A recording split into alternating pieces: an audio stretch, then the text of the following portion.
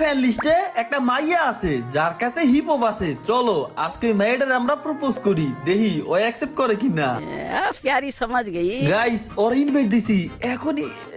Hello Mahi, কেমন আছো? হ্যাঁ রাফি, ভালো আছি।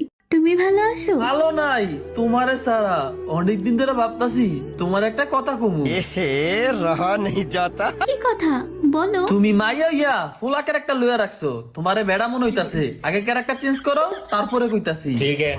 আরে এটা আমি কি ড্রেস আপ করে রাখছিলাম, দাঁড়াও এখন আমি ড্রেস চেঞ্জ করতেছি। মাহি তোমার আমি যেটা বলতে চাইতাছি, আসলে তোমার আমি ভালোবাসি। আমারে তো সব ছেলেরাই ভালোবাসে। সব ছেলেরা ভালোবাসে মানে তুমি কি 12 বাতারি নাকি?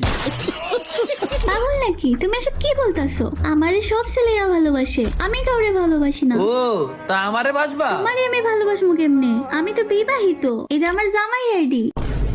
এই মাইয়ারে আর আগে আর ফের করা দরকার ছিল, ওর লগে কথা কইলে পরও কি হইব।